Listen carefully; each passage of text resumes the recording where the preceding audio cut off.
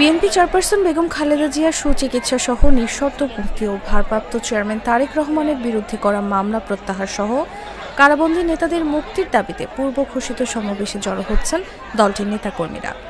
শুক্রবার দুপুর থেকেই খণ্ড খণ্ড মিছিল নিয়ে নয়াপল্টনে কেন্দ্রীয় কার্যালয়ের সামনে জড়ো হতে থাকেন বিএনপি নেতাকর্মীরা।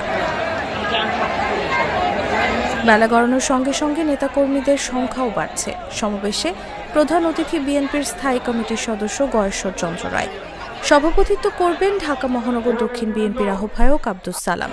এর আগে বৃহস্পতিবার সমাবেশের অনুমতি নিতে বেলা 11টার দিকে ঢাকা মেট্রোপলিটন পুলিশের কার্যালয়ে ডিএমপি কমিশনারের সঙ্গে সাক্ষাৎ করেন বিএনপির 3 নেতা। 3 সদস্যের ওই প্রতিনিধি দলে ছিলেন বিএনপির কেন্দ্রীয় প্রচার সম্পাদক শহীদউদ্দিন চৌধুরী আনি, বিএনপি চেয়ারপারসনের উপদেষ্টা কাউন্সিলের সদস্য ও ঢাকা মহানগর দক্ষিণ বিএনপির আহ্বায়ক আব্দুস সালাম এবং সদস্য সচিব রফিকুল আলম মজনু।